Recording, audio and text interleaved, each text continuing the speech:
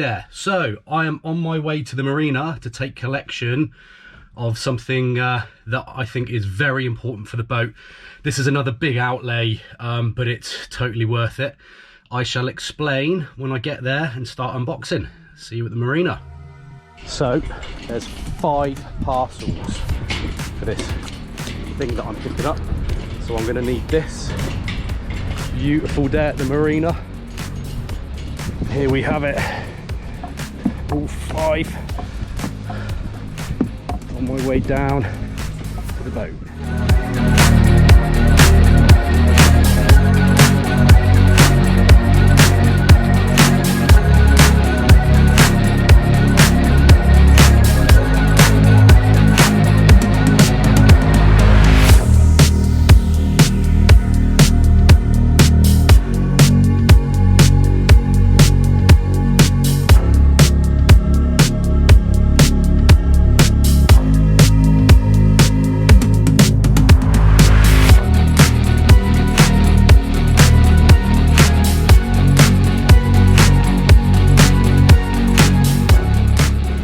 Hard work.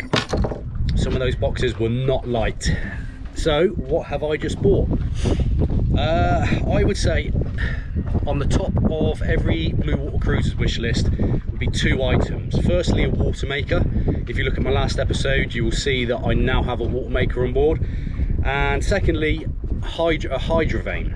Now a Hydrovane is like a way of it's like an autopilot. I already have an autopilot on board. It's an electrical one. It's a Marina auto helm, and it is fantastic. You basically press a button, and whatever course you're on, the boat will steer to that, which as a solo sailor is very, very important. If I need to go up front to do something, if I need to go down below to check a chart, I need to know that the boat will stay on the course that I need it to stay on. The only issue is 2 issues. It's electric. It takes a lot of power, If I have a few cloudy days and my solar panels are not charging my batteries, I'll end up running the engine, which isn't ideal as I'm a sailing yacht and I just want to be under wind. The other thing, and most importantly, is where it's electric, it can fail fairly easily.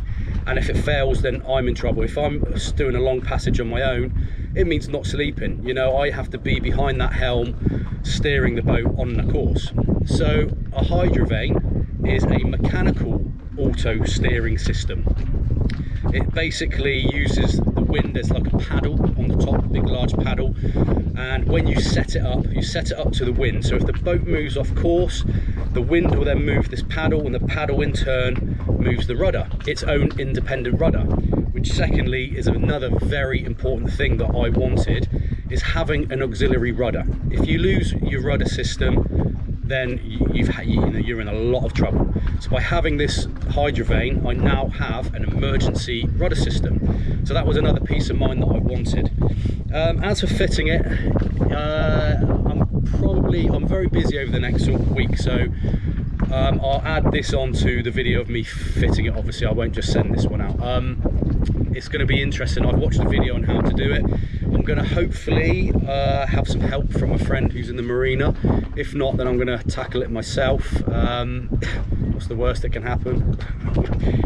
Sink the boat maybe, I don't know. But yeah, I'm very excited. This is the final big spend for the boat. There's been 3 big spends for me: heating system, water maker, Hydrovane. That's me set. That's pretty much all my expenditures now, big expenditures, apart from a lot of other little bits, you know, new anchor, new windlass, bits and pieces, but these were the 3 main ones, and I now have them.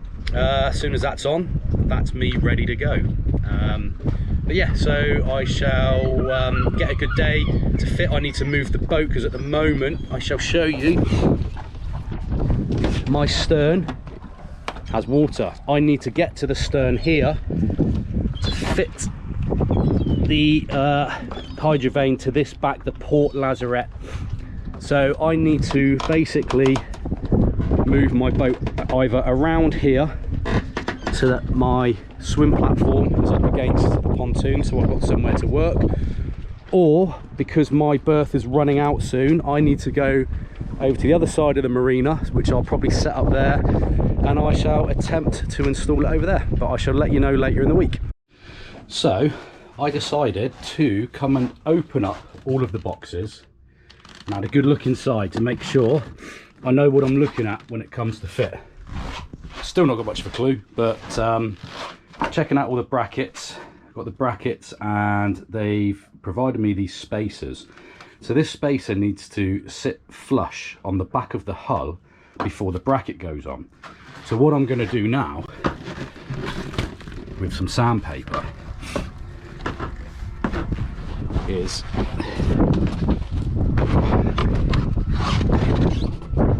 offer up the pad onto the hole to make sure it's square, and if it's not, I'm going to sand it down. Let's have a look. So at this point I had already drilled 2 holes into the back of the boat ready for this pad that you see me drilling here. Unfortunately, the people on the boat next to me were having some work done and it was quite noisy, so I couldn't really do much filming. I didn't turn the boat around. I inflated my dinghy and used that as a bit of a work platform. As you can see here, I'll show you a little clip. It was quite interesting trying to stable myself and line everything up, but it seemed to do the job. And here I am drilling the backing plate which goes inside the lazarette. It's 18mm plywood. So yeah, and then it all went together and I shall show you what happened next. So a very important job that you got to do. So on the Hydrovane is going to be going on the back over there. When you drill the holes, when it comes on the inside, this backing plate that I've drilled the holes for need to go. There's the 2 holes on the outside,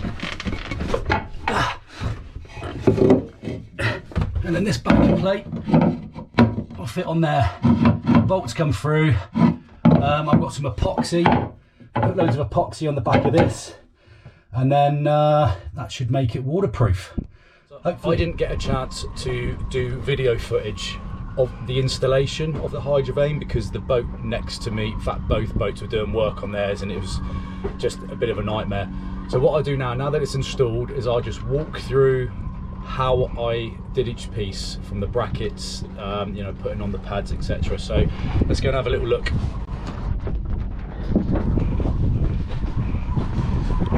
Hope the wind's not too bad.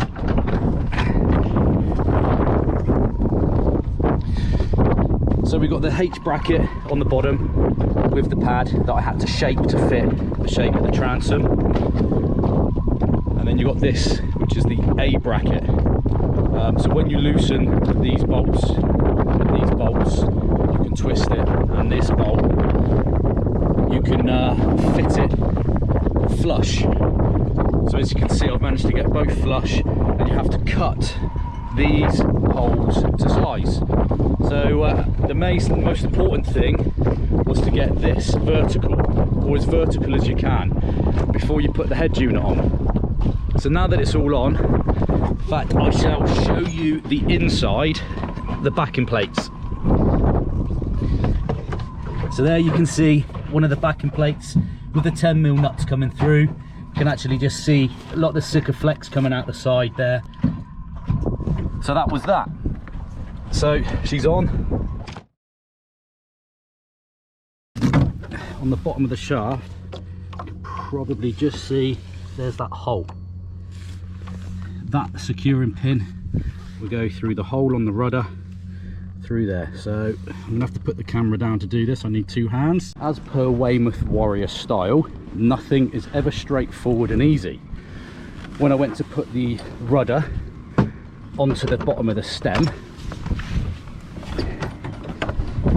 the top of the rudder was hitting the back of the transom. It wouldn't fit. What I needed was another pad, but at this point I'd already cut all of these brackets, these pipes, and the brackets are in, so I couldn't really do anything. So what I resorted to was cutting a wedge out the back of the boat. That was all I could do. So I've fitted the rudder back on, fitted the top unit, had a little play, and we seem to be there. So next step is getting out and testing it. The test that I done was on the way back from France. Yep, spoiler alert, my next episode is my sail to Cherbourg and back. The test itself didn't go so well because I need to learn to trim the sails more. Hopefully this video has been good for anyone wanting to fit a Hydrovane. If you've got any messages, please leave them in the comments below. Thanks for watching, please subscribe and hit the like button.